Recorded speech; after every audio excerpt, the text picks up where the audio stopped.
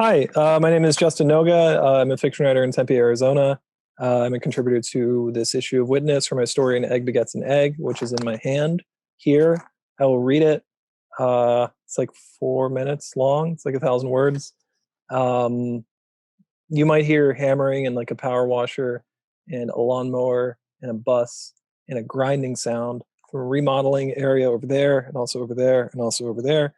It is the time when every man exits their home and tries to demonstrate their masculinity for the public. It's a terrifying hour and potentially perfect for this story. I've had over 70 takes, and let's see if this one gets through. Okay. Thank you for your patience. Okay. An egg begets an egg. He'd been a cop once upon a physical condition. In full cop regalia, he could do squats for 6 hours at a time whilst an egg hard-boiled up his ass, snug and uncracking.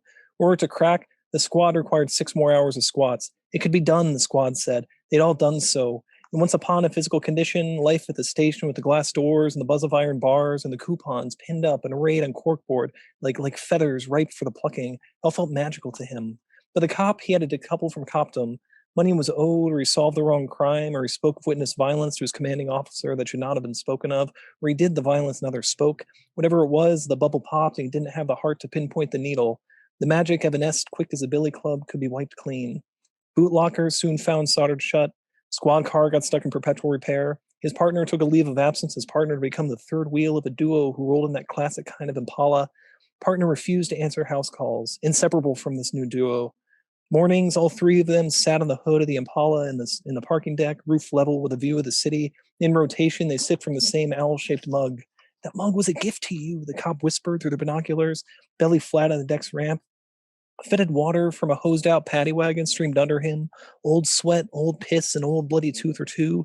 But the cop, he had been weeping so hard he thought it was all just the last wet choke of a true partnership. At HR, he kvetched enough that he got commissioned at 10 speed, which got downgraded to a fixie before he even hit the streets. He ordered biking attire, but only got the socks, thigh high. He made do. On a new beat by the pier, he'd pull people over by slamming into the rear of their cars. The fixie could not be stopped otherwise. He had to up his barrel game roll then and tumbled across the tops of Cherokees and Pintos and Escorts, dodging antennae and roof racks accordingly. In those moments, he learned the impossibility of de-escalation tactics, even when he landed with the most pristine curtsy. No harm, no foul, he told one lady after taking a roll, taking her license from his shaking hand, the fear in her eyes. Suck it up, honestly. Don't pretend like it's the first time you've been pulled over. Out of the corner of his eye, he saw a shoe print on the center of the windshield, a fresh crack in the glass around the heel. But instead of pointing at it, he squinted at her name and let her hear the sweetness of his clutched attempts at a trill. Now the physical condition was life as a teacher. The gut cast out further, the eyes bespectacled. The uncopped cop stood in front of his second graders that first day expecting attention, but not granted attention. He saw none were white children, not a one, and he was white. He acknowledged his whiteness by ignoring it. A boy wafted at a girl's hair beads, wailing. Laughter he judged being of an unhealthy tone. Phones out. The cop cleared his throat. He climbed up on the desk and perched over them like a giant. He announced that he'd been a cop before being their teacher. An officer of the law, he told the children, and spoke of its rigors. One kid said her dog got shot by a cop last week, all broken up about it. Sounds like a pit, cop said. She wasn't a pit, she said. Probably part pit, or acting like a pit. I know a pit when I hear what happens to the pit. I said she wasn't a pit. Wailing again. Christ. The cop knew what to do with kids, though. His old partner even had one, or two. He couldn't ever quite remember. Hearing about a dead pit and assuming kids will stay at ease, though, that he knew that was simply naive.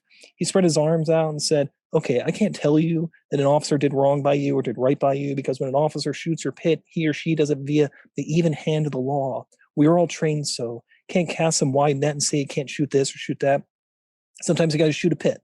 You know the phrase, throw the baby out with the bathwater? One bad apple spoils the bunch. I mean, and he pointed to the boy again, flicking the girl's hair beads. That look, this was not going well. The cop stood there on the desk because he didn't know why anymore. A real scene was developing below. Complaints of a variety he once would have flown over and ticketed. Before he knew it, his training had taken over. He spun around, unbuckled his pants. He rested his hands on his knees and squatted deep. Long, flabbed over muscles tightened, snapped, shook. That whole pale sheet of him ran bright. Bright as a safety tip on a Kmart gun. Bright as an arrest warrant you stuck right on the body. A hard-boiled egg slid out then. So quiet in that room you could hear it laying pat in the cop's palm. See? The cop said, turning the egg in the light. Not a crack. The cop hopped off the desk and held it to the girl with the dead dog, held it out for her to take it in her own palms, to see its perfection, to pass around the room, child to child, egg to egg, to let that old magic live again. Thank you.